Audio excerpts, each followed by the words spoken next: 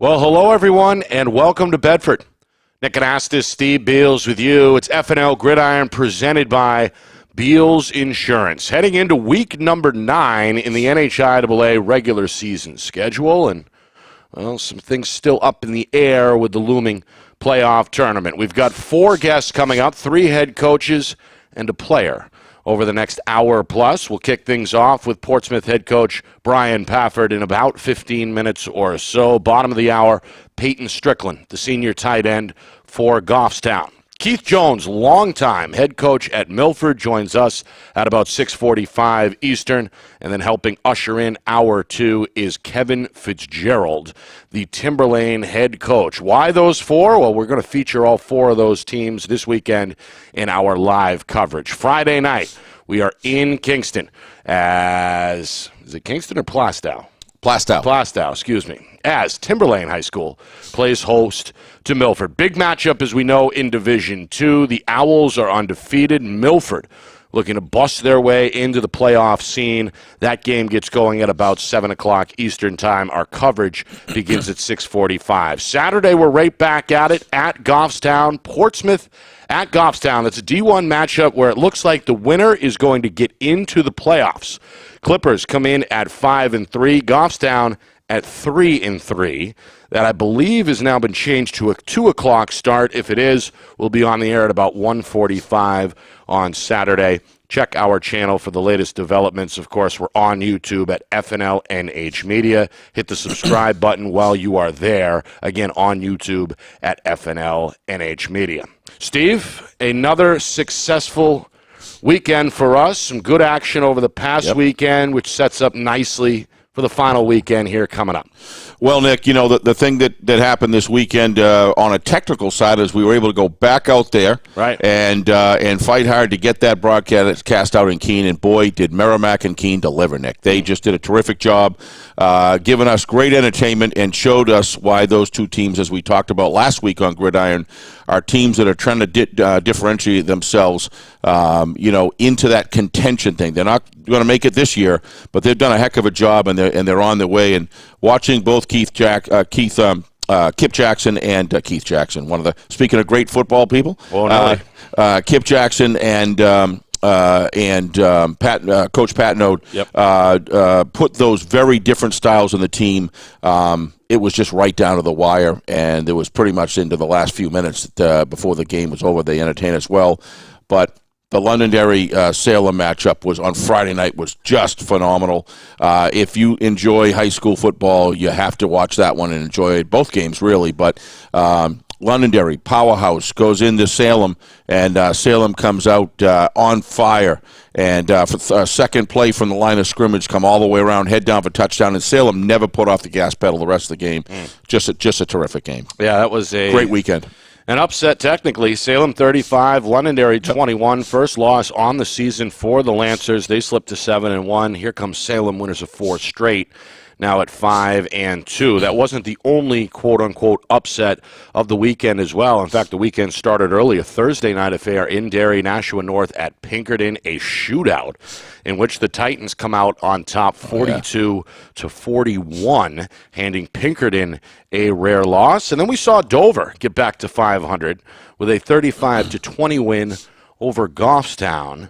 It looks like it's going to take a lot for Dover to get into the playoffs, but they are back at 500, as I mentioned, at 4-4. Goffstown dropping to a previously mentioned 3-3. Bedford, Steve, go ahead. Yeah, and that game was actually not at Goffstown. It was actually at Portsmouth. Excuse me. But we had at Dover. Excuse me, at Portsmouth. Obviously, they're playing. I'm excited about the game this week. They were actually at Dover, which is great stadium to play. But how about Dover? Yeah. Just wanted to point that out. Again, they've been up and down, kind of a tough team to predict. They put up 35 in that 35-20 victory. Bedford put up 52 in a 52-14 win over Goffstown. Steve, seemingly the Bulldogs, after a couple of losses against two good teams early in the season, have righted their footing just in time for the postseason. You just, if you're a Bedford Bulldog football fan, you love where this team is gone and where they are right now, because pivotal moment in that Exeter game, and those sort of games can actually act like almost like a slingshot to send you into orbit. And I think we saw why Joe Michael is considered one of the, if not the best, one of the best quarterbacks in the state. Never mind a kicker, but yeah, they are on a roll, and whoever draws them better have their A game ready to go. One unbeaten team still remaining. That's Winnicott. They shut out Central 34-0. Memorial got their first win, 14-12 over Spalding. Red Raiders, unfortunately, still winless on the season. Exeter bounced back after a loss to Bedford last week, a 41-7 win out on the seacoast over Portsmouth. BG continuing to roll along, 42-18 the final as the Cardinals beat Alvern. And what else do we have? Nashua South, a win over Wyndham, 20-14. The Purple Panthers have played much better in the second half of the season. Some Division II scores for you. We mentioned at the top of the show, Timberlane is still unbeaten. They blanked Kingswood 49-0, and look like the team to beat right now in Division II. Again, we'll be there Friday night, tomorrow night, to see them take on Milford. Speaking of the Spartans, 35-7 over Hillsborough, Deering, Hopkinton. No problem there. Milford is at 5-2. The defending champion in Division II is Souhegan. And the Sabres, another team seemingly improving every week by week, 27-20 over a tough Hanover team, the final there. And Plymouth, seems like you can write them into the championship round year in and year out. Yeah. They're seemingly peaking at the right time. Just so well coached, 40-12 over Guilford Belmont. So some blowouts, it seems like, in D2 this past weekend. Setting up, again, an exciting, drama-filled final weekend where some teams are going to get in, some are not. Some teams just trying to fine-tune and get ready for the postseason. They know they've punched their ticket, and obviously every coach across the state wants to believe that their teams are playing their best football right now as we head into the final weekend. Yeah, well, Coach Boquette said that it was going to get, he had to get these guys going, but he and that staff, it's no surprise to me that here in the second, they just get stronger every single week. That's Souhegan. Yes. Did a great job. The Timberlane Owls, the Coach Fitzgerald will have on later. You read some of the things that he said. He's just no arrogance there. Also, look, we've had starters. We've had 3-year starters. I think Coach Jones has had some 3-year starters. Coach Joe Michael and Bedford's 3-year. These sort of things mean a lot. Yeah. When you get out and get that kind of a team coming back with a good sophomore class that comes into fruition as seniors. It's bound. They're bound to be a very tough opponent, especially with that experience and growth and maturity towards the end of the year. Yeah, it seemed like Timberlane was kind of a hot pick over the summer. Yes. When we talked about Division II predictions with those in the know statewide. 17 returning starters. Mm-hmm. I mean, that's a lot. Up there with, as many as you can expect to bring back. Yep. And a nice balance as well. Looks like 8 on offense, 9 from defense, pretty much, that played last year. So a lot of experience with Timberlane. And again, Coach Fitzgerald doing a great job of really maximizing that talent and experience on the roster. And a great feeder program, the Tornadoes. When I coached in the Northeast Junior High League, we played the Tornadoes. We saw them in some youth contests. I've coached against Timberlane in the Timberlane community in lacrosse, and let me tell you, those kids are just born tough. They play physical, they play hard, and they play for each other. So, good feeder program there that's so important for high school programs to try to develop a sophomore. You can get sophomore starters because they've been well coached and brought up, and then Coach Fitzgerald takes them on. We were out there to do a check on our signal out there. Looks very solid, so we should have a good HD game tomorrow night for our viewers. Yeah, again, more with Coach Jones from Milford coming up at 6:45 and Timberlane's Kevin Fitzgerald at 7. And looking forward to breaking down that game with them. Our coverage tomorrow night, of course, begins at 6:45 for that 7 o'clock Eastern kick from Kingston. When you're ready, I'd like to make a correction on last week, Nick, if it's okay with you. Floor is yours. Last week we did a game in Keene, And there was about 3 or 4 times that on the far end there when they were going down the offense, I was calling it number 76, who himself had a really good game, and that being Dylan Cushman. But in actuality, it was number 78 that was at the right tackle. And I want to make sure that, that I get that right and give Ray Emery, let me get this right here. Yeah, Ray Emery. Emery Ray, excuse me. It's backwards on that one. To give Emery Ray some credit for what he did. He was huge in that win against Keene, and I want to call his number out. I think we may have a block that he made. There you go. Here he is. Watch him on the right side. Great job, Ben, getting that out. You want to talk about right tackle work? That's offensive line destruction right there. Mr. Number 32 walked, or just could have walked right in the end zone. That's from that. Austin Morris. The Austin Morris, terrific runner he was. Yeah. Look at this offensive line work. He's taken on 2 guys and pancaking both of them. That, let me tell you, that wins football games when you've got that kind of. So Emery, we called you out. We got it right. We're going to always do that at Gridiron. Congratulations to you and your team on a fantastic week. You're the man on Gridiron this week. There you go. And again, Keene, a 42-35 win on Friday Night Lights, New Hampshire. 5 of the 6 touchdowns on the ground. Yes. For Keene. Yep. All right, when we come back, we begin our Saturday preview. That's the D1 showdown. Win and get in between Goffstown and Portsmouth. Clipper head coach Brian Pafford is on the other side. What's it going to take to get the Clippers into the playoffs, somewhere they haven't been in a while? We'll ask Coach that next. You're watching FNL Gridiron, presented by Beals Insurance. Our broadcast today, as it always is brought to you by Beals Insurance Agency, with locations now in both Bedford and Londonderry. Whether you need home, auto, or business insurance, Beals Insurance will get you both the price and quality coverage that's right for you. Just call 603-471-9999 or visit BealsInsurance.com to request a free quote and start saving money today. Again, that's BealsInsurance.com. Are you ready to make your house your dream home? Then it's time to contact Ulster Property Services at ulsterpropertyservices.com. Ulster offers commercial and residential landscaping and hardscaping services and is now booking for fall cleanups, snow services, and interior home renovation projects. They fix it, clean it, and trim it so you don't have to. Ulster Property Services, serving southern New Hampshire since 2012. Visit ulsterpropertyservices.com. You know, we could have a new screen on that baby in less than 15 minutes. I'm Chad, the owner of New Hampshire iPhone Repair. We're New Hampshire's most trusted and convenient device repair shop.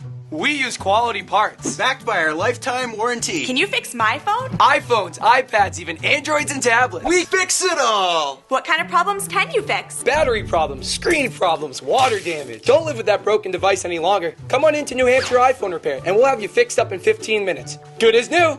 Yes! How can you reach your team's fundraising goals at no risk and no cost? MG Sports offers a variety of products to make your team's fundraiser a success. Their products include tickets and discount cards to hundreds of local businesses. MG Sports now has a digital platform where athletes can raise funds in the comfort and safety of their own home. Don't waste another season. Raise more funds than ever before and become another football program in New Hampshire that sets fundraising records every season. MG Sports, fundraising made easy. Visit mgsportsfundraising.com to start raising money for your team today. Back here on FNL Gridiron, can be heard live Thursdays at 6 here on our YouTube channel, Friday Night Lights New Hampshire, on YouTube at FNLNH Media. Hit the subscribe button, and you'll be in the know. Postseason on the way. Final regular season weekend this weekend. We're live Friday night in Kingston as Timberlane plays host to Milford, a big Division II showdown that begins at 7 o'clock. Our coverage starts at 6:45. Saturday, back at it on the Division I side in Goffstown. Portsmouth and Goffstown squaring off, I believe, at 2 o'clock. We'll ask Coach Pafford that question, amongst others, in just a moment. Winner, I believe, gets in. The loser goes home in week number 9. Let's bring him in. Coach Pafford joining us now from the Seacoast, the Clipper head coach returning to the show. Coach, good evening. How are you? Good evening. It's good to be back. Yes, thank you. Thanks Good for to have you joining us, back. Coach. We appreciate it. Your team, right in the playoff mix, and we weren't sure here talking about it off air before the Pretty sure. that the winner this weekend gets in and the loser is done. Is that correct, Coach? That is correct. Win and keep going, or lose and go home. So essentially the playoffs start this weekend, at least for your club, right? They actually started 3 weeks ago for us. So every game's been a playoff game for the last 3. So Right. What do you focus on this week, and how do you tailor the game plan against a talent like Peyton Strickland? We'll be talking to the senior tight end here coming up. He's obviously a unique player. As an opposing coach, how do you try to contain the big tight end? I don't know if you can contain him. You just have to limit him, and I don't even know if that's possible. But it's not just him. I mean, you look at they got the Lopez kid, they got Capos, they got Duval, they got Webb, they have names. You probably don't know any kids on my name except for Will Hindle. They have names, we don't. So it's going to be it's a tall test. Coach, seemingly your defense has really spearheaded this group, at least in the eyes of many. I know Steve would agree with that. Your defense has made plays consistently to keep you in ball games all season long. Have you seen that kind of steady growth, steady improvement on the defensive side of the football as clearly, I guess, as Steve and I have? Yeah, we've continued to get better at times. If you want to talk about the injury bug has absolutely bitten us. I have 7 less starters than I had when you saw us against Bedford. So the younger kids are stepping up even more and more. They get better every week. But it's not seniors. Now they're sophomores who should be making more growth, So, right. But they're all scrappy. I think we said it last time I was on. We play hard. We play right to the end. And we try and every play get a little bit better. Yeah.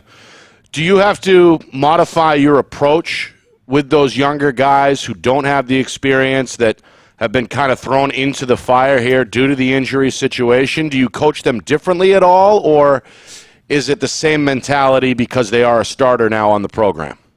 No, I think every kid's different. You have to know, is he a kid that I need to yell and scream at, or is he a kid I have to put my arm around and say, hey, what did you see? What can you do better? Every kid is different. The one size fits all just doesn't work for every kid. We saw Will Hindle get the start in week 3 and hold his own against a very good Bedford defense. We haven't seen him since, at least not live. On film. We've seen he's been doing a great job. Right, he's obviously delivering the goods with 5 W's. But what improvement have you seen week in and week out with your sophomore quarterback, Will Hindle? Well, he's actually a senior. Oh, he's a senior. I'm sorry. So excuse me. They swap numbers when you get the roster. Either that or he stayed. Either that or he stayed back the last 2 weeks, so we know that 2 years that didn't happen. Right. All this senior and sophomore talk threw me off. Go ahead. Yeah. So he's a senior. He just more and more grasps the offense, trying to get him to buy in and say, listen, you don't have a great arm. You got to throw the short stuff when it's there and take what they give you and don't get greedy. And he's done a great job against Dover. He made some great plays. We, as bad as the result was last week against Exeter, we had 2 or 3 drives where we were inside the red zone and didn't score. Right. But it was because we were making those short move the chain throws. And geez, who knows if we can do it this weekend in the pouring rain. I don't know. Well, I think, Coach, you have an offense that can do that. And part of that is Hannell. I think he just does a great job of straddling the offensive line and turning upfield very well. He has a very slippery move when he takes that first step forward, and he gets yardage for you. But one of the things on the passing game that I was going to ask you, it seems to me as though he's making better decisions than he made when you guys played Bedford. He seems, when you talk about grasping the offense, is that what you mean by that? That he seems to be doing a great job making decisions when it's not there, not to put himself put the team in harm's way. Yeah. So I think all these young quarterbacks want to throw the long ball, right? They want to throw the long TD. Guess what? A lot of them can't. So they have to make those decisions, and I think it took him a while to realize this is how we move the ball. This is how we can score. We're not always going to get the long hitter, Right. But that's exactly what I mean. He's making those better decisions, and if he doesn't have it, either throw it away or get what you can get with your feet. And we know his feet are good. So I'm going to go to the defense, coach, here for a second. One of the things that I noticed, including in Bedford, is your team seems to, on defense, has a culture of flowing to the ball and not believing they're ever out of the play until after the whistle. And I think that if there's one thing I notice about your defense, I think you've got some younger players that have bought into that culture as well. Can you talk about that a little bit? Because it doesn't seem to matter whether they're a sophomore, a junior, or a senior. They all flow to the ball with the same way. What is in the chowder in Portsmouth that is making these guys play that way, other than the obvious? I mean, I think a lot of it is with having a few more kids on the sideline this year for the competition. If they're not doing those things, they're not going to be in there. Right. So I think that has a lot to do with it. Obviously, we all know competition is good. The more you have, the better you're going to be. And right. We haven't had that in a few years, and we have more of that in a day-to-day practice. Every day, there's a chance for a kid that's number 2 to be number 1. And with the injuries we've had, even more so. So some of these, I got a kid, Nick Smith, not a big kid, but he does exactly what you said. He gives it 100%. He runs to the ball. He makes some plays, and sometimes he's just a sophomore and he gets run over. But he's in the right spot, and he's getting better every game. So right. In the future, that all looks good. Josh Webb, let's talk about, I believe it's Josh Webb. I watched him in the Jamboree. Nick and I were at the Jamboree in Manchester. The Goffstown quarterback. And even though you could tell he was a new starter, I thought that he made some throws that really impressed me, made mistakes on others. One of the things I've noticed in the games in which Goffstown is really doing a good job is he seems to be very accurate, and he seems to utilize that 6'7" height to his advantage looking downfield. How do you start when you got a guy like Strickland and you got a guy like and the other cohort? How do you set up your defense here without letting any trade secrets? Do you line certain guys up on them on a man, or do you try to work it through a zone? So I mean, for us, if you really watch us, we play multiple defenses. We can be a 4-3, a 3-4, a 4-4, and 52. And that's a great job by my defense coordinator, Tim Hopley, to have these kids know where they got to be. And I'm not going to tell you what we're going to play against them, but he's dialed something up that thinks will work and give us a little bit of help. As far as Webb goes, I was fortunate enough to be at the Winneconne game and watch that game and see him, and I was impressed. He threw the ball very well. They protect him very well. Mm-hmm. He's not a Darian Lopez or a Will Hindle where he's going to hurt you with his feet, but he gets rid of the ball. He makes good reads. So we're gonna have to find something to who knows? Maybe the rain will help us more than anything. Yeah, we're hoping for a production value that the rain subsides a little bit, but I guess you could argue either way as far as the teams are concerned, which teams feels that they would do better in that situation. But Goffstown's always a tough to play. But Portsmouth, I got to say, before I give it back to Nick, I've really enjoyed, no matter what happens on Saturday, and I think you guys can do it, I have really enjoyed the entertainment value, if you will, of watching good football be played. And your team exudes a culture that tells me that Portsmouth's going to be very solid next year as well. But we'll take a look this weekend, this year. This is a big game for you guys. And I think it's a big game for the program at large to move on. And I wish you the best of luck. I've really enjoyed we've enjoyed having you on as a coach as well. And you talk about getting a straight answer after a question. It's just been great to talk to you, and I wish you the best Saturday. Yeah, anyone that knows me, I'm not going to BS you. Nope. You're going to hear what's on my mind. Yeah. Gridiron. Thank you, Coach. We always appreciate you being candid with us. Absolutely. And absolutely good luck on Saturday. Thanks again for coming on. I appreciate it. And just tell Jonesy I said hi. I haven't seen him in a few years. We will. Yeah, he's got a game on his hands too. Right. That's going to be a good one. That'll be a good one Friday night. He does. Thank you. Thank you. Thank you, Coach. Thank you. Take care. And again, Brian Pafford, the Clippers head coach. That game is Saturday. Goffstown and Portsmouth. The winner gets into the D1 tournament. The loser is likely done. 2 o'clock. We forgot to ask Coach if it was a 2 o'clock or a 1:30 start. But we'll figure that out between now and then. Yeah, we'll You're get just it. going to have to hang with us. The best way to do so, subscribe to the channel if you have not already on YouTube at FNLNH Media. If it's at 2, just tune in at 1:30 and have a hot chocolate, and we'll be ready to go Exactly. for you, too. All right. Coming up, we get the other side of the coin, the Goffstown version, with senior tight end Peyton Strickland. They call him Baby Gronk. We're going to find out why next. You're listening to, or you're watching, FNL Gridiron right here on Friday Night Lights, New Hampshire, presented by Beals Insurance. Our broadcast today, as it always is brought to you by Beals Insurance Agency, with locations now in both Bedford and Londonderry. Whether you need home, auto, or business insurance, Beals Insurance will get you both the price and quality coverage that's right for you. Just call 603-471-9999 or visit BealsInsurance.com to request a free quote and start saving money today. Again, that's BealsInsurance.com. Are you ready to make your house your dream home? Then it's time to contact Ulster Property Services at ulsterpropertyservices.com. Ulster offers commercial and residential landscaping and hardscaping services and is now booking for fall cleanups, snow services, and interior home renovation projects.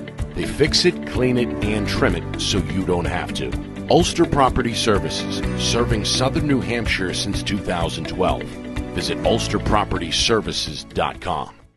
You know, we could have a new screen on that baby in less than 15 minutes. I'm Chad, the owner of New Hampshire iPhone Repair. We're New Hampshire's most trusted and convenient device repair shop. We use quality parts, Backed by our lifetime warranty. Can you fix my phone? iPhones, iPads, even Androids and tablets. We fix it all! What kind of problems can you fix? Battery problems, screen problems, water damage. Don't live with that broken device any longer. Come on into New Hampshire iPhone Repair and we'll have you fixed up in 15 minutes. Good as new. How can you reach your team's fundraising goals at no risk and no cost? MG Sports offers a variety of products to make your team's fundraiser a success. Their products include tickets and discount cards to hundreds of local businesses. MG Sports now has a digital platform where athletes can raise funds in the comfort and safety of their own home. Don't waste another season. Raise more funds than ever before and become another football program in New Hampshire that sets fundraising records every season. MG Sports, fundraising made easy. Visit mgsportsfundraising.com to start raising money for your team today.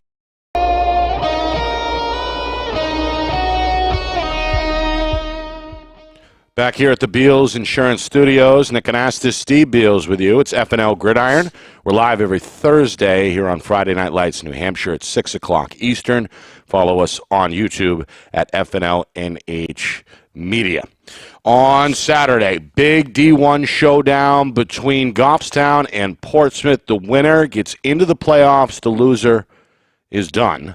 We believe that's a 2 o'clock start, maybe 1:30. Either way, we're on the air about 15 minutes before kickoff with the coverage. Joining us now from Goffstown is the senior tight end, Peyton Strickland, joining us now on FNL Gridiron from his home in Goffstown. There he is. Good evening, Peyton. How are you? Good. How about you? We're good. Your team seemingly has to get back to their winning ways quickly. You lost to Dover last week, and now perhaps the season is on the line with a do-or-die matchup on your home field coming up on Saturday. Your team has been able to deal with seemingly adversity all season long. You lost week 1, then you had to sit around all the way until week 4 due to the COVID-19 situation, canceling back-to-back games, and then it seemed like you found your stride a little bit. What's it been like this season here? It's been a roller coaster. We can get into junior year and the injury and all that later, but how have you been able to navigate the waters, you and your team here, week in and week out, with all the unexpected hurdles that you've had to clear? Yeah, well, I mean, the first few weeks, like you said, were kind of rough with COVID and everything. We spent the weeks practicing, so, we had all that practice, but didn't have a game to look forward to at the end of the week. But we didn't know that going into it, so we practiced hard through the week. expecting to be able to play, and then 2 weeks in a row, like a day before the game, we're like, well, we were told we can't play.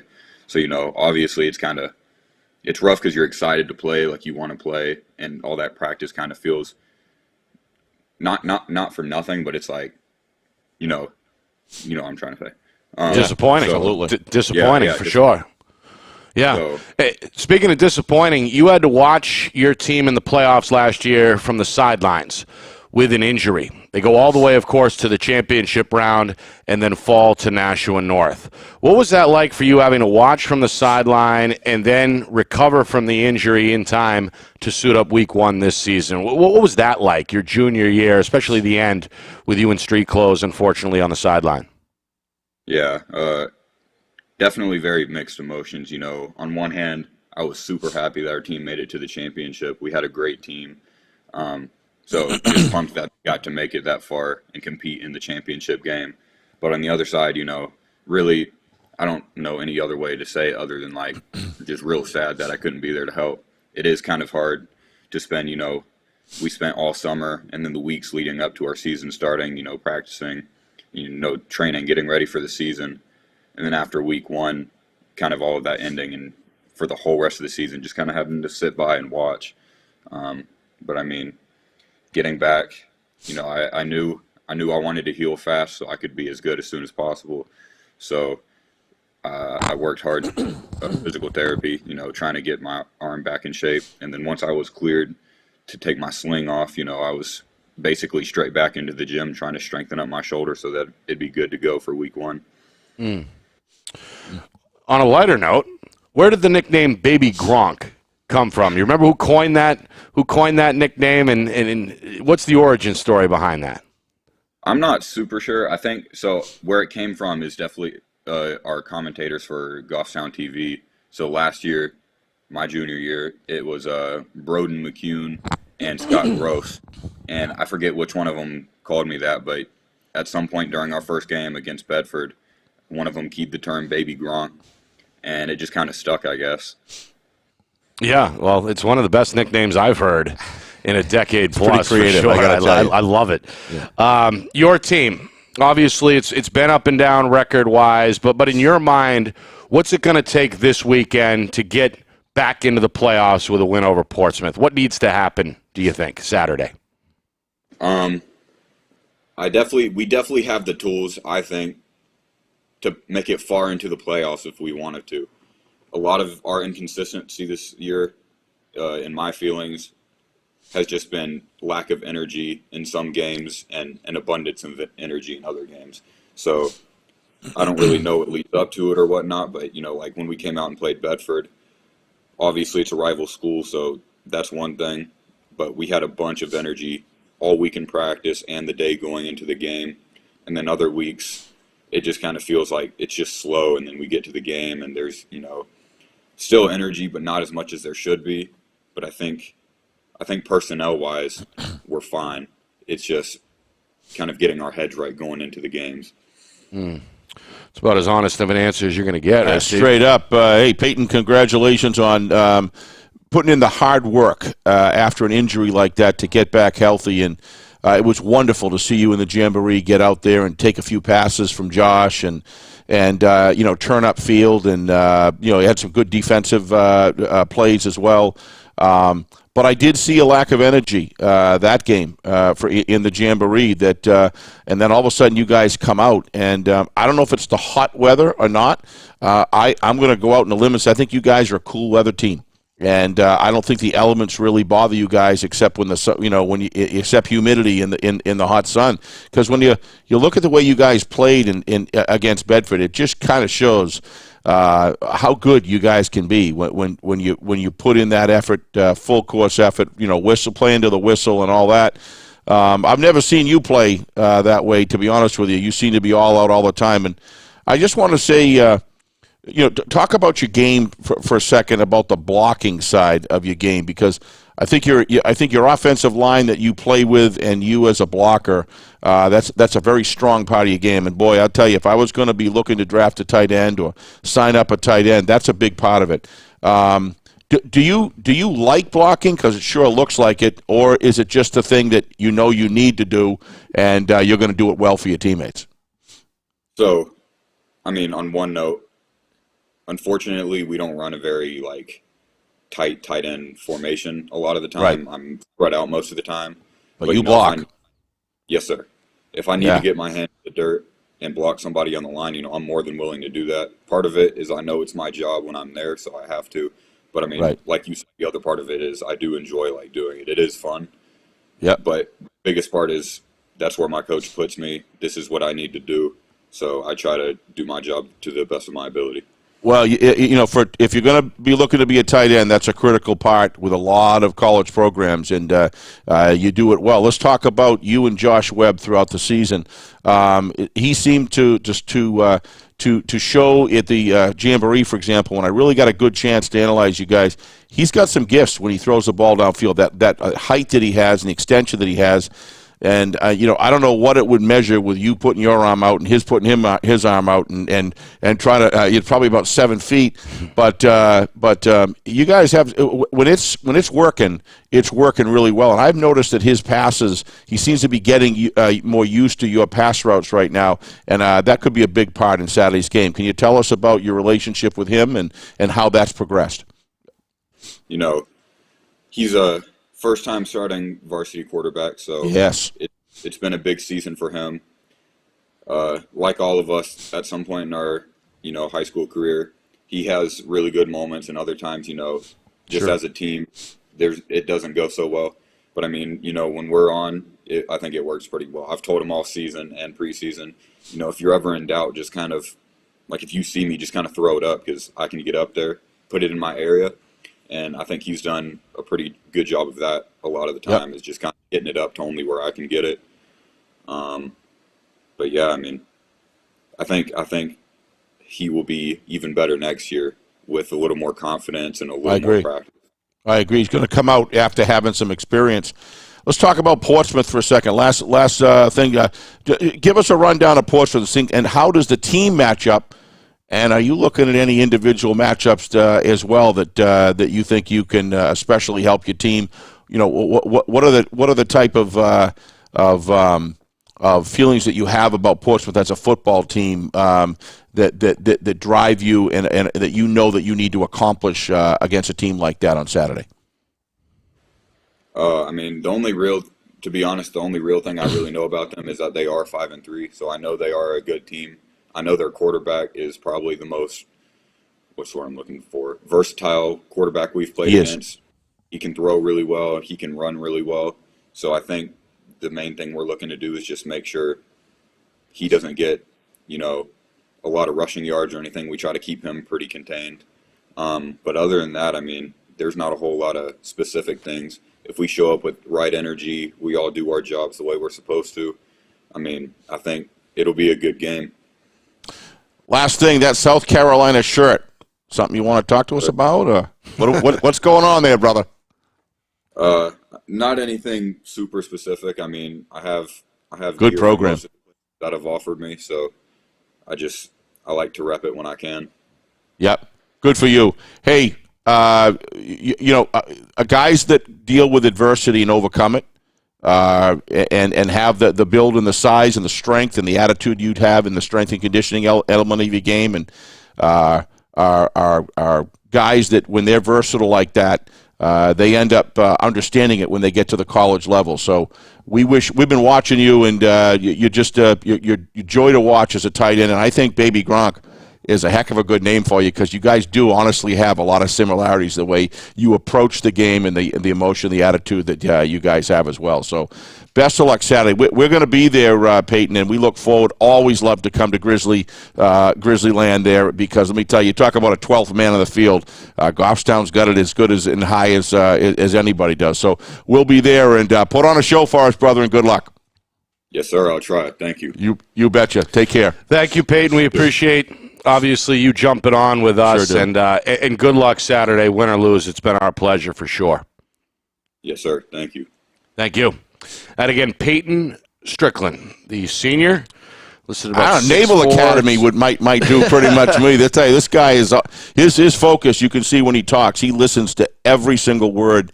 And he looks like a very, very coachable young man. I wish him the best in college. And look, when you got a guy that wants to be on the field with that kind of passion, was not an easy. Shoulder injuries are very difficult to overcome.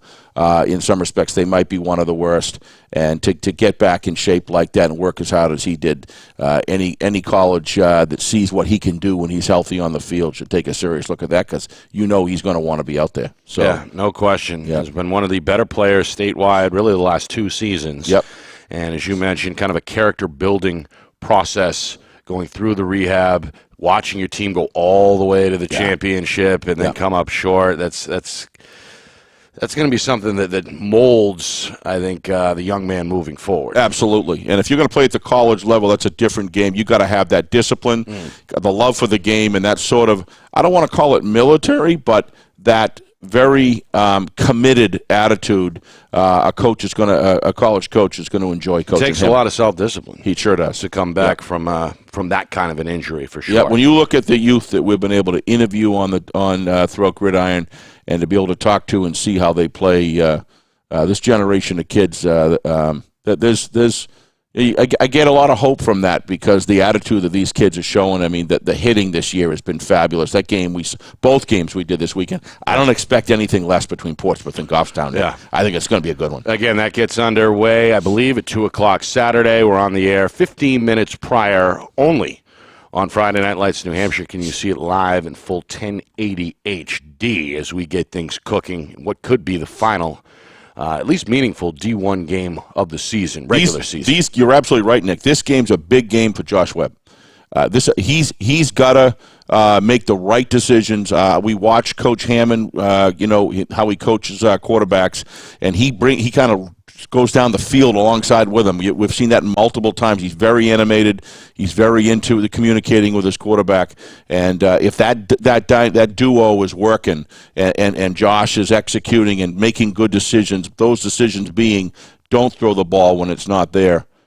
Right. I think Goffstown's they're home, so it'll be a great game. It'll be a great game for sure. So will Friday night's game as well. Big D2 matchup between Milford and undefeated Timberlane. The longtime head coach of Milford coming up on the other side. That's Coach Jones, who's been on the job now for 21 seasons. He may have a game plan or two, a trick or two up his sleeve for the game plan tomorrow night. We'll ask Coach that next. You're watching FNL Gridiron, presented by Beals Insurance. Our broadcast today, as it always is brought to you by Beals Insurance Agency, with locations now in both Bedford and Londonderry. Whether you need home, auto, or business insurance, Beals Insurance will get you both the price and quality coverage that's right for you. Just call 603-471-9999 or visit BealsInsurance.com to request a free quote and start saving money today. Again, that's BealsInsurance.com.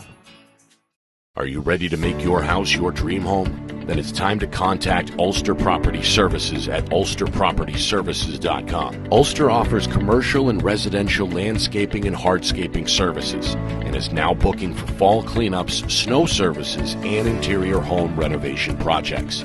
They fix it, clean it, and trim it so you don't have to. Ulster Property Services, serving southern New Hampshire since 2012. Visit ulsterpropertyservices.com. We could have a new screen on that baby in less than 15 minutes. I'm Chad, the owner of New Hampshire iPhone Repair. We're New Hampshire's most trusted and convenient device repair shop. We use quality parts. Backed by our lifetime warranty. Can you fix my phone? iPhones, iPads, even Androids and tablets. We fix it all. What kind of problems can you fix? Battery problems, screen problems, water damage. Don't live with that broken device any longer. Come on into New Hampshire iPhone Repair and we'll have you fixed up in 15 minutes. Good as new. How can you reach your team's fundraising goals at no risk and no cost? MG Sports offers a variety of products to make your team's fundraiser a success. Their products include tickets and discount cards to hundreds of local businesses. MG Sports now has a digital platform where athletes can raise funds in the comfort and safety of their own home. Don't waste another season. Raise more funds than ever before and become another football program in New Hampshire that sets fundraising records every season. MG Sports, fundraising made easy. Visit MG SportsFundraising.com to start raising money for your team today. Back here on Friday Night Lights, New Hampshire. It's FNL Gridiron. Every Thursday at 6. You can find us here at the Beals Insurance Studios. I'm Nick Anastas. He's Steve Beals. We appreciate our guests jumping on already. 2 in the books, Brian Pafford, Peyton Strickland. Coming up, Brian Fitzgerald of Timberlane in about 15 minutes or so. Keith Jones in a moment. Programming note, tomorrow night we are in Kingston. Milford at Timberlane. That is a 7 o'clock kick, a big Division II matchup with playoff implications. The Plastow. Yep. I'm probably going to screw that up again, but I don't know what that is. The Owls are undefeated. We know that. I'll give you a ride over, Nick. I'll make sure you get there, buddy. And the Spartans, perennial contenders with the exception of last season when they kind of felt their way through a COVID-shortened season at just 1-4. They bring back 8 starters, but here they are, again looking to get back into the D2 tournament. We welcome 20-year head coach, 21st year now, on the sidelines. And that, of course, is Keith Jones of Milford. Joining us from, there he is. Looks like Spooky World or somewhere. Coach, how are you? Hey, guys. How you doing? We are good. I believe you're in the basement, is my best guess. Where are you, Coach? Just outside of our Thursday night coaches meeting, so I stepped out, get some quiet. So I'm in the dark, but I can hear you and see you, and I'm ready to go. That's all we need. Appreciate it, Coach. Your team clearly has turned it around. Win or lose tomorrow night, a successful season, especially given last year's 1-4 campaign. What was the key to the turnaround? Last year, to be honest with you, with the whole living La Vida COVID, we we had a lot of kids not come out for football. Our best player got hurt after the first game and broke his foot, and makes a significant difference when he's out on the field. And we were very young, and the good thing about COVID world was a bunch of kids that normally wouldn't get playing time got a ton of playing time, and they're playing this year. So they've done a great job.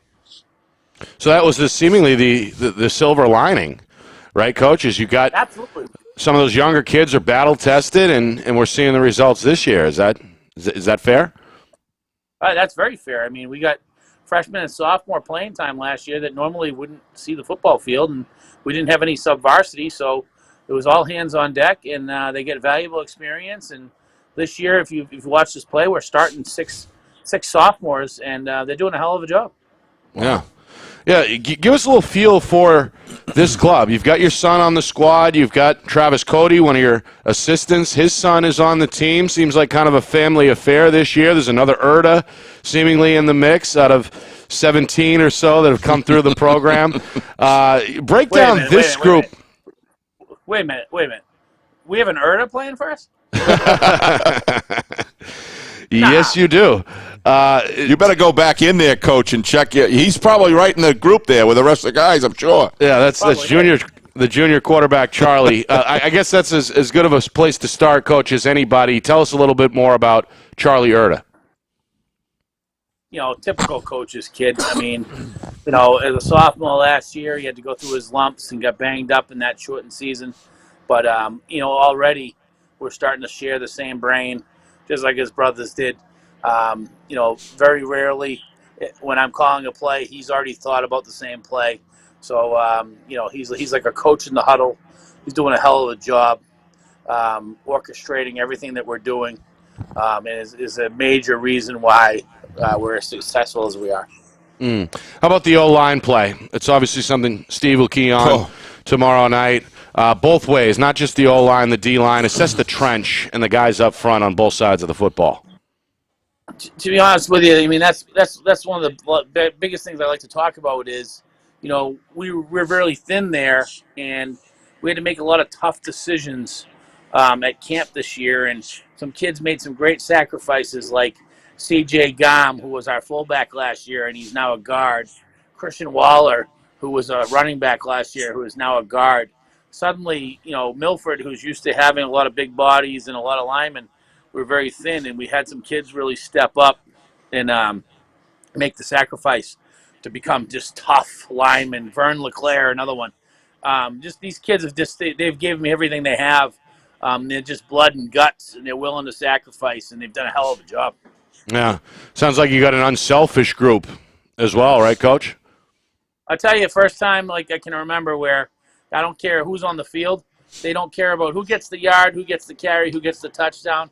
They're all just tough as nails, and they like to deliver the blow, and they're all in it for each other. Mm. Sounds like a group you'd like to coach, right, Steve? Oh, boy. I'll leave Coach Jones take care of that. I enjoy watching him. Coach, did you have the preseason thing at all at the bubble or this year, or how did you start the season in August? Did you have any camps or anything like that going? We have our typical instructional camp, and then we went to camp with Goffstown and Sohegan and Summersworth. So nice. we get some good work in with some good people. It's funny you had Peyton Strickland on earlier. My son, who's a sophomore, his first live block in high school football on varsity football was against Peyton Strickland, and he came back to the huddle and he looks at me and goes, "Why is he so mean?" Hello. Coach, you've been doing this for I'm like, you've been doing this varsity football. Oh yeah, absolutely. You've been doing this for a long time, Coach, and you're going up against Timberlane, 7-0. I think you guys are 6-1, I believe, or is it 5-2? 5-2. 5-2. Excuse me. 5-1. 5-1. Yeah. We've only lost one game to Lebanon, but we had West canceled on us, so we're only 5-1. Okay, so 5-1 or 6-1. Sorry, whatever it is, 6-1 or 5-1. Pretty good record. Pretty good record. So you're going over to Timberlane with us. I couldn't believe it. We were down there doing a field check for the game tomorrow night, and I think that's about a 3-foot drop from the center line. So it must help. I'm concerned about this crown. Boy, let me tell you. 21 years, I've never been there. Yeah. First time I saw Milford has ever done anything with Timberlane. They can be a pretty exciting field. It's a good venue, and it looks like it's going to be clear tomorrow night, which we're pretty excited about. When you look at that Timberlane Owl team, Coach, give us a Coach Keith Jones quick rundown of what you're up against tomorrow night. Big, strong, and it's like Silence of the Lambs. I think we're putting on the lotion. I think we're getting ready for the slaughter. Boy, that ought to fire your team up. My gosh. Coach. No, you know what? Coach Fitzgerald, they got a great group. They're well drilled. They know what they're doing. They're big and strong at certain spots. Mm-hmm. And like everybody in our division, I think they're in the same boat a little bit. Like, you're playing 14 to 15 kids, and it's like a battle of attrition. And and you just come out there blood and guts and see what we got. You got your son's playing on the team, and Coach Travis Cody's son's playing on the team.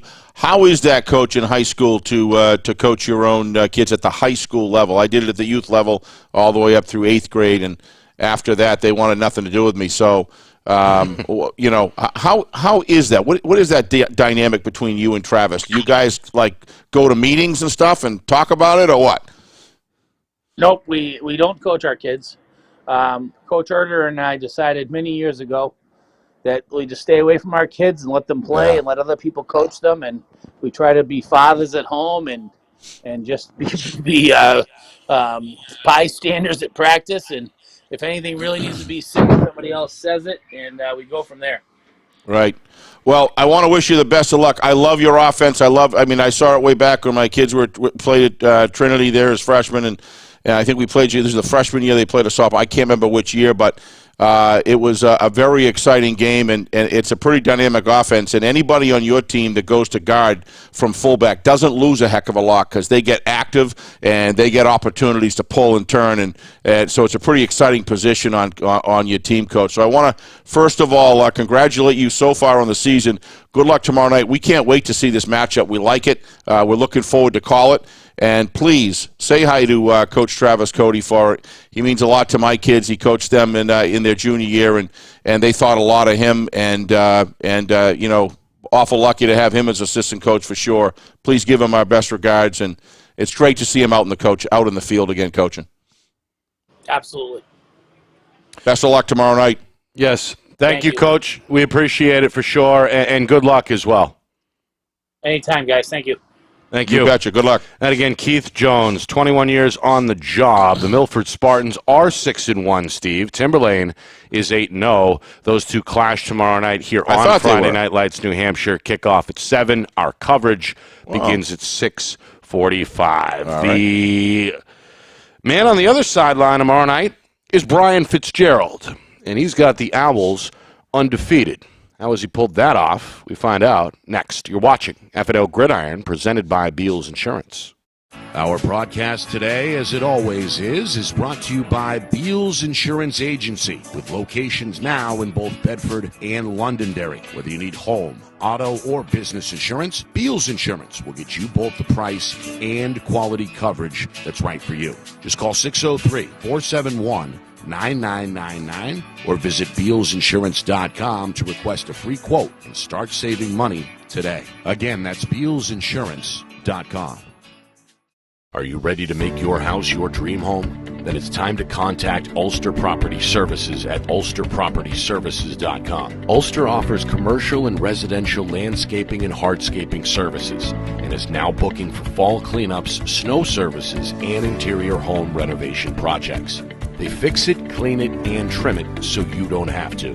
Ulster Property Services, serving southern New Hampshire since 2012. Visit ulsterpropertyservices.com. You know, we could have a new screen on that baby in less than 15 minutes. I'm Chad, the owner of New Hampshire iPhone Repair. We're New Hampshire's most trusted and convenient device repair shop.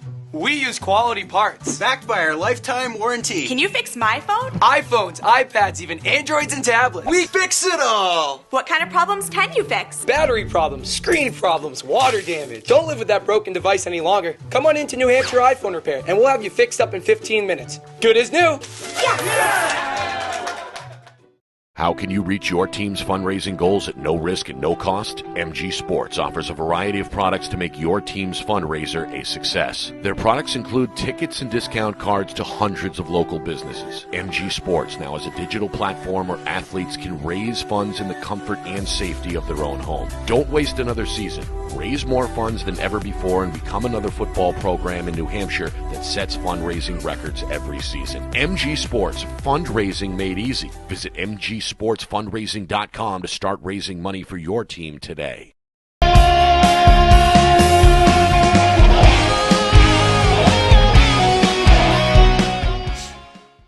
Back here on FNL Gridiron, Nick Anastas, Steve Beals from the Beals Insurance Studios in Bedford. If you've missed any part of the broadcast, check out the archives on our video section. The YouTube channel, of course, is FNLNH Media. Hit the subscribe button while you are there. Tomorrow night, we are in Plastow as Timberlane plays host to Milford. The Spartans are 6-1. Timberlane is undefeated. Joining us now is 14th-year head coach, joining us from his home, I believe, is of course Kevin Fitzgerald of Timberlane. Welcoming inside, there he is, Coach. Good evening. Welcome inside FNL Gridiron. How are you? Hi guys, thanks for having me. Thank you for coming on. Was it 17 returning starters, Coach, overall from that group last year? A lot of preseason buzz, as we talked about. Your team was mentioned over and over again as one of the shortlist contenders in Division II over the summer. And it's played out seemingly perfectly for your staff as this group is unbeaten heading into the final weekend. Tell me a little bit about this group. They've obviously seemingly met even the highest of expectations. Was this 2021 season kind of circled for you and your staff for a while now, given the talent and all the experience that you've had coming back? Yeah, these guys, our group of juniors in particular, had some success at the younger levels, and we kind of had our eye on those guys for sure. But our senior class, when we got them in as freshmen, they bought into our program right away. They stuck with us through some hard times. We rolled a bunch of young guys out 2 years ago against Pinkerton and Salem and Londonderry, and we certainly took our lumps. But it's, our guys have gotten bigger, stronger. Again, they've done everything we've asked them to do, from a program standpoint, and we're reaping some of the benefits right now for sure. Yeah. I'd imagine, Coach, this is one of the more talented groups that you've seen over 14 years. Is that fair to say? Yeah, absolutely. We've had a couple good groups along the way, but these guys are very good. They're first and foremost, we're physical up front. We've got some good skill players, and guys have bought in, and they've been very loyal to our program. We're pleased with what we have this year. Yeah, it seems like the athletic program in general over there at Timberlane has had a very successful 2021. When you take a look, particularly in the springtime, your lacrosse team made a run all the way to the championship round in Division II, and a lot of those rosters, a lot of those names on your roster, I recognized from the springtime. Is that the case there? Is athletics kind of catching fire across the board at Timberlane? Yeah, I mean, it's a very well-run athletic program with good coaches across the board. It's pretty cyclical, like a lot of places, schools our size. We go up and down. Particularly with our football program, but we do have some crossover with the lacrosse program. Coach Blaska does a great job with his guys, and we have some guys on that roster, and we're hoping their experience with the playoff run last spring will help us in the coming weeks. Tell me a little bit about the offense, Coach. What makes it tick? What should we watch for from the booth tomorrow night when your team has the football? We've been able to control the line of scrimmage up front, in all our games so far. Our physicality, I've been very pleased with that. We can run out, up to 8 offensive linemen, and there's no drop off with any of those guys. They're athletic, they're physical, they understand finishing blocks. They've gotten our backs who are very good, to the second level a bunch, and then those guys can use their athleticism and their vision and their speed once they get into some space. It sounds like you got a lot of depth up front. Same thing on defense, Coach. Yeah, we've been fortunate. A lot of depth. We've been fortunate. We've been able to rotate, our front 7 guys, pretty much try and keep guys fresh. So we feel like that has been, helpful to us. Our backs, fortunately, haven't had to play much defense at all, so that keeps them fresh. And like I said, we can rotate upwards of 8 linemen. So the depth certainly helps us. How about your opponent tomorrow night? I'm sure you've seen them a few times on tape. It's the first, I think, get-together, according to Coach Jones, between Timberlane and Milford. Any difference in how you scout a team that you may not be as familiar with, like a Milford, or what have you seen, and what are you going to try to take away tomorrow night? Well, first and foremost, very well coached. Coach Jones has run a great program for a long time, and I know his staff is outstanding with Coach Erda. We worked against Coach Erda when he was at Merrimack years ago, and Travis Cody, Coach Cody, when he was at Girton. I've coached against him a little bit. Again, having at least 3 head coaches on their staff certainly is an advantage. Their run game is outstanding. The option game with Erda at quarterback, and then Barnhill and Zelensky in the backfield. They're big. They can run, and they'll certainly pose problems for us defensively. Coach, thanks for coming on. I really appreciate it. I just want to call your attention to the best high school game that I've seen in New Hampshire, going back over 20 years now, was at Timberlane Stadium, and it was Timberlane hosting Bishop Girton in I believe it was a semifinals game in 2005. And I don't know if you remember, it went into overtime, and it was one of the best games that I think I've ever seen. And there's something about I was down there Friday with one of our tech guys that just checked the field, make sure we had everything going for the game tomorrow night, and it just kind of stood there and brought back memories. There's something about that stadium that's got a really good feel to it. I would imagine your players that kind of acts as a 12th man for you guys when you're home, because you seem to be really strong there. Yeah, we seem to get a good crowd at our place. Our Booster Club does a great job of putting on Friday night lights for us. Our guys feel comfortable at home, and like I said, we get good crowds. We get great student support, great support from our other athletic teams in the school. So we feel good about ourselves, when we play at home. I was on that staff in 2005 under Mike Paraso, who was my mentor. Do you remember that game? I do. Yeah. What a game. Yeah, we've had a lot of good games there over the years, and we're looking forward to another one tomorrow night. For sure. Yeah, we're looking forward to it too. We think it's a great matchup. of two very talented teams, and it's going to be great to watch the trenches in that game. That's what I always look for, and this game has got me excited about that fact because both teams get off the ball extremely well. They're very physical, and one thing I noticed about your team, I think you were playing Plymouth this year. Right? You were up in Plymouth playing a game, right? And Correct, I watched about 35, 40 minutes of that on film, and one of the things that I noticed was the blocking. Everybody blocks to the whistle, and that's obviously a culture. They don't just block and stop; they just keep on going until the play's off. And you got some good running backs there that could get through the hole really quick. And I noticed that some of that blocking to the whistle was able to break open some good plays for you guys. Is that obviously must be a culture on the team that the line coaches teach? I would imagine, right? Yeah, Mark Pasquini and Zach Champion handle our offensive line, and they've done an outstanding job over the years with that. Our guys take a lot of pride in springing our backs. Discipline. We've been very fortunate over a long period of time to have a run of outstanding running backs, and these guys, Don Polaria and Dan Post, certainly are in that mix with those guys. But our offensive line has been outstanding, and that's been our calling card, the physicality up front. Yeah, you could clearly see that, and that was against Plymouth. That wasn't against a weak opponent. They look really, really solid against them from what I could see. Just talking about the development of the program, obviously you got a great coach, you got a great staff with you.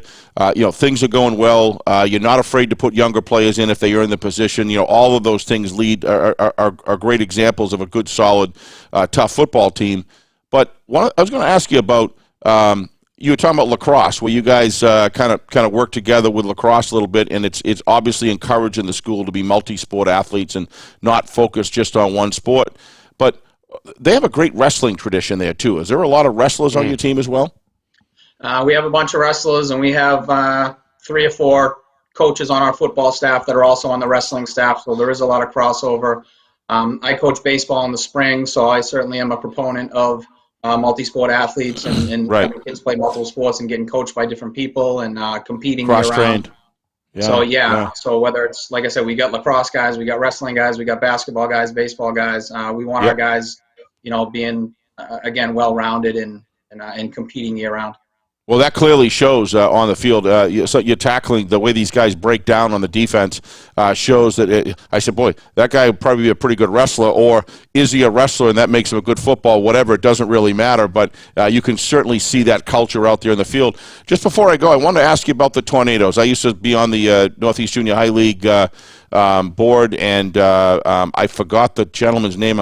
He was an awful nice guy. But the Tornadoes, when we were there, were focused completely on developing high school football players for you guys. Are they still out there? And is that cultural attitude on the Tornadoes still there to help you and your assistant coaches? Yeah, absolutely. There's been great consistency there with Jerry Lovett. He's run Jerry Lovett. That's who it was. He's still there. Yeah, he's run the Tornadoes program for about 40 years, and he's in communication with me. He runs our stuff. He teaches kids fundamentals. He gets them playing football the right way. They have fun playing football. So he sends us good numbers each year at the freshman level. They've been a great asset for us. Well, tell Jerry, Steve Beal still thanks him. When I didn't have one Monday night, he may or may not remember, he bought me one of those fried doughs because I was starving. and he pulled money out of his pocket, and Jerry, there was a couple moths that flew out of it, but he handed it over and bought me some food for that night. I'll never forget it. Please tell Jerry. You'll see him tomorrow night. He does the clock for us, so you'll see him tomorrow night in the booth. Awesome. I'm going to go introduce myself again, and because he was a super guy to be with. He was a great opposing coach, always brought a good program, and always was a great host when we went down. We went down and played there. So, but I wish you the best luck. Nick and I are really looking forward to that game, and I'm just really excited to see the trench play because it's both of these guys, both teams are just coached so well in the trenches. It's going to be a great thing. So I wish you the best of luck, Kevin, tomorrow night, and give us a wave up there if you see Nick and I would. But I'll introduce myself to Jerry again, and hope to see him. But just hearing you talk, it's that traditional football, and boy, when the weather gets bad. That traditional football offense and defensive strategy that you guys run still works no matter what the weather. And in New Hampshire, that's pretty darn important as you get this part of the season. So best of luck. Absolutely, Coach, guys. We're looking forward to it. Thanks for having me. Oh, we can't wait. Coach, one more, if I may. Oh, 14 years on the job. What would a championship mean to you this season? It would mean a lot to our kids and a lot to the guys that have played in our program before. We talk an awful lot and we try and stress about playing for guys that have come through the program in the past. And I know there's a lot of guys that, didn't have this opportunity that we have in front of us right now that are pulling for us, are rooting for us. And it would mean an awful lot to them, our former players as well as our current guys right now. Coach, thank you very much, and good luck tomorrow night. Thank you. Thank you. Kevin Fitzgerald. A great guess. Sounds like you owe Jerry a fried dough tomorrow night. I owe Jerry a fried dough. I hope he remembers it, but, I've had a few of those in my lifetime. But, no, Jerry was kind of ran the Tornadoes program. And I can tell you from a culture from that, great to hear Kevin talk about Jerry in that way. It doesn't surprise me. I don't know Kevin personally. Seems like a fine coach and a fine person to lead a high school football team. But Jerry Lovett was the type of guy that it was all about not winning a championship at the junior high. Of course, he wants to win every game. He's a competitive guy. But at front and center was development of football. And pretty much the whole Northeast Junior High League run under Mark Gennard, and they're a great group of guys from Derry with the Wolverines, and we were bad. It was just a great experience. But Jerry was always on point about making sure that it was about preparing players for high school. Seeing the big picture. Instead of putting guys in positions that he knew were going to wind up being in positions that they were going to play in high school. Right. And sometimes that might have not been the most winning percentage thing, but Jerry, that's not how Jerry works. He's a great guy. All right. Yep. Well, we've got an update live from the news desk. There it is. This game has now been moved to Bedford Saturday. It's a 2:00 game. Well, it's interesting. It's a flowing.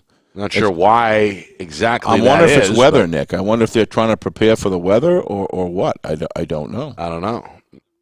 Yeah, it's weather, I guess. It's weather driven for sure. So it'll be on a turf field at Bedford. That's a 2:00 start. We've got that firmed up as well. So our broadcast on Saturday begins at 1:45. Kickoff comes your way at 2 from Bedford between Portsmouth and Goffstown. There it is. That has some interesting dynamic changes to it. I